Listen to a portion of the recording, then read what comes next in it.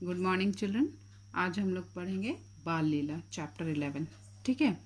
इसमें सूरदास जी ने बचपन का, बाल्यावस्था के जीवन का सर्वोत्तम यानी ये बताया है कि जो बाल्यावस्था होती है वो जीवन का सर्वोत्तम काल होता है, यानी समय होता है। बचपन बहुत सुंदर होता है, निश्चल होता है, कोई चिंता नहीं होती है, कोई दुख नहीं होता है। ठीक है ना। सूरदास हिंदी साहित्य के रत्न और भक्ति काल के कृष्ण काव्य का प्रतिनिधित्व करने वाले भक्त कवि सूरदास जी का जन्म मान्यता के अनुसार 1478 में मथुरा के पास रुनकता नामक गांव में हुआ था। इन्होंने भगवान कृष्ण के प्रत्येक रूप का वर्णन अपने काव्य में किया है। यह आश्चर्य की बात है कि सूरदास जन्म से ही अंधे थे, उसके बाद भी उन्होंने एक बच्चे का चित्रण इतना बारीकी से, उसके क्रियाकलापों का चित्रण किया है जो अतुलनीय है। इनके पद सूरसागर नामक ग्रंथ में संग्रहित हैं। इसके अतिरिक्त सूरसारावली तथा साहित्य लहरी भी इनके ग्रंथ हैं। सन 1585 ईस्वी में कृष्ण काव्य के इस अमर गायक का निधन हो गया। तो चलिए अब हम लोग देखते हैं कृष्ण के बाल रूप के वर्णन को कि किस ढंग से इन्होंने किया है।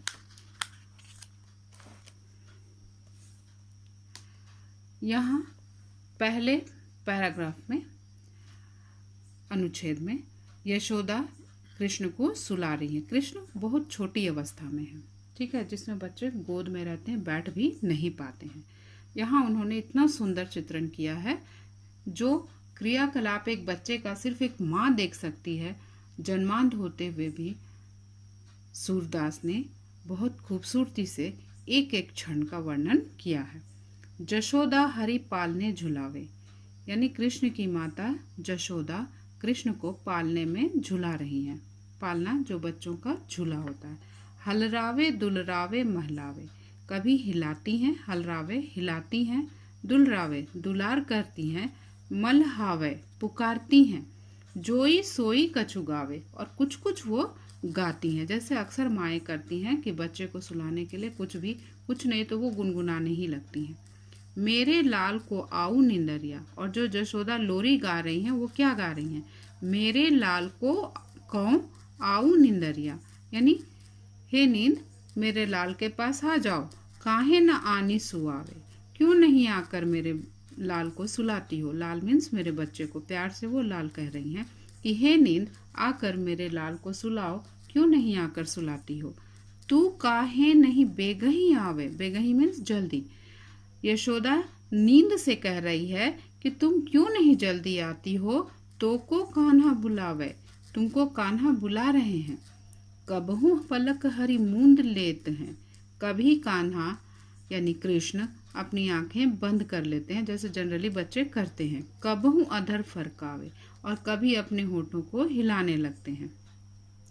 सोवत जानी मौन हवें कह रही, यानी जब वो अपनी आंखें बंद कर लेते हैं तो यशोदा को लगता है कि अब ये सो गए हैं, इसलिए वो सबको करी करी सैन बतावे। तब यशोदा, सैन मीन्स इशारे से सबको कहती हैं कि चुप हो जाओ। जैसे आपने देखा होगा कि आपके घर में अगर छोटे बच्चे होंगे तो जब बच्चे सो जाते हैं तो माँ सबको इशारा करती है कि हल्ला मत करो, है ना। तो यशोदा भी कृष्ण को सोया हुआ जानकर इशारे से सबको चुप रहने के लिए कहती हैं। इही अंतर अकुलाए उठे हरि, जसुमति मधुरे गावे, लेकिन तभी वो अकुलाकर मीन्स बच्चे थोड़ा इधर उधर हिलते हैं, डुलते हैं, उसी तरह कृष्ण भी अकुलाकर फिर उठ जाते हैं और यशोदा फिर से मधुर गीत गाने लगती है। जो सुख सूर अमर मुनि दुर्लभ, सो नंद भामिनी पावे। सूरदास कहते हैं कि जो बड़े बड़े ऋषि मुनियों को तपस्या करने के बाद भी ईश्वर के दर्शन नहीं होते हैं, और यहाँ नंद भामिनी वो सुख पा रही हैं और ईश्वर को अपनी गोद में खिला रही हैं, नहला रही हैं, धुला रही हैं, सब कुछ कर रही हैं, तो वो सुख नंद भामिनी को मिल रहा है। तो पैराग्राफ खत्म होता है बच्चों। इसमें कृष्ण की एकदम छोटे शिशु रूप का, जैसा बोला जा सकता है कि शिशु रूप का अद्भुत वर्णन किया है सूरदास ने। अब हम लोग चलते हैं दूसरे अनुच्छेद यानी दूसरे पैराग्राफ के तरफ।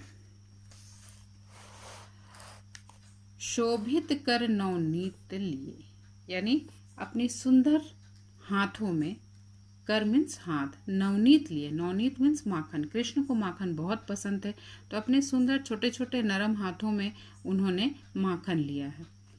घुटुरनी चलत, घुटुरनी मीन्स बच्चे घुटनों के बल चलते हैं, उसको बोला जाता है घुटुरुनी चलत।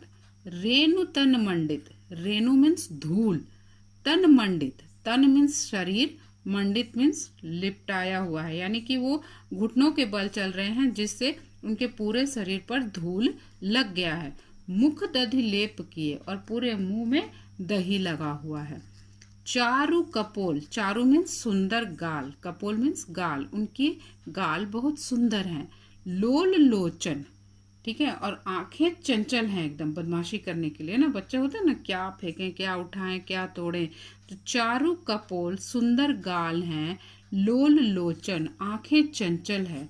गोरोचन तिलक दिए, उनके माथे पे तिलक है। तिलक मीन्स टीका, आप देख सकते हो, चंदन का टीका है उनके माथे पर।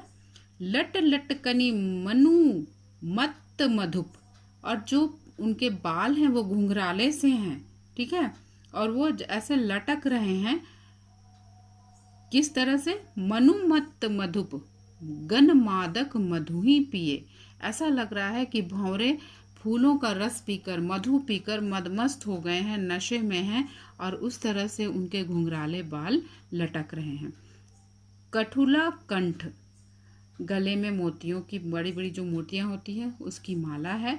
वज्र के हरि नख, और बच्चों के नाखून आप जानते हो ना, बहुत तीखे और शार्प होते हैं, अगर आपको नोच लें तो वहाँ छिल जाता है। तो उसी तरह कृष्ण का जो नाखून है वो कैसा है, बाघ के समान है। राजत रुचिर ही है, यानी वो सुशोभित हो रहा है, उनके नाखून तीखे हैं, सुंदर हैं, जो सुशोभित हो रहे हैं। धन्य सूर एको पल इह सुख, सूरदास कहते हैं कि इतनी सुंदर छवि को जो देख ले, एक पल का वो सुख ब्रह्मा के 100 साल के समान होगा। ठीक है, सेकंड पैराग्राफ कंप्लीट होता है बच्चों। अब हम लोग आ जाते हैं थर्ड में, यानी यहाँ सेकंड पैराग्राफ में सिर्फ बाल कृष्ण के सुंदर रूप का चित्रण उन्होंने किया है कि किस तरह उनके गाल बहुत सुंदर हैं, उनके जो केश हैं, बाल हैं, वो घुंघराले हैं, और ऐसा उनके गालों पर लटक रहे हैं काले काले घुंघराले से बाल, तो ऐसा लगता है कि भौरे फूलों का रस पीकर, मधु पीकर एकदम मस्त हो गए हैं, नशे में हैं, और उनके गले में मोतियों की माला सुशोभित हो रही है, और उनके नाखून तीखे और सुंदर सुशोभित हो रहे हैं, और इस शोभा को देखकर सूर्य धन धन हो जाते हैं। और सूरदास कहते हैं कि एक पल की ये सुख ब्रह्मा के 100 साल के बराबर होते हैं। अब चलते हैं हम लोग तीसरे पैराग्राफ में।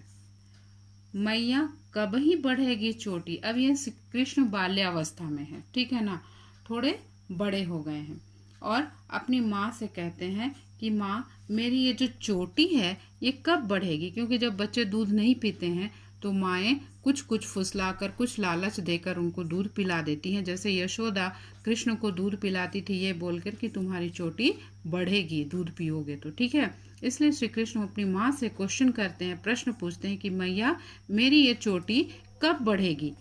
कितनी बेर मोहि दूध पियत भई, कि कब से मैं दूध पी रहा हूँ, कितने समय से मैं दूध पी रहा हूँ, यह अजहू है छोटी, लेकिन ये आज भी छोटी की छोटी ही है। तू जो कहती बल्कि बेनी ज्यों हम है लंबी मोटी, तुम तो कहती थी कि दूध पीने से मेरी चोटी भी बलराम भैया की तरह लंबी और मोटी हो जाएगी। काढ़त गुहत नेहावत जहें नागिन सी भूई लोटी, और ऐसा इतनी मोटी और बड़ी हो जाएंगी कि जब मैं उसको गूंथूंगी, तुमको नहलाऊंगी, तो वो जमीन पर नागिन की तरह लोटने लगेगी, है ना। कांचो दूध पियावती पची पची, यानी तुम बार बार मुझे गाय का कच्चा दूध पिलाती हो, देती न माखन रोटी, और मुझे माखन रोटी भी खाने नहीं देती हो इसी चक्कर में। सूरदास चिरंजीव दो भैया हलिहर दर की जोटी, सूरदास ये सब देख देख कर बहुत खुश होते हैं और उनको आशीर्वाद देते हैं कि चिरंजीव होना मीन्स दीर्घायु होना, कि इस तरह बलराम और श्री कृष्ण की जोड़ी हमेशा हमेशा बनी रहे। Thank you children.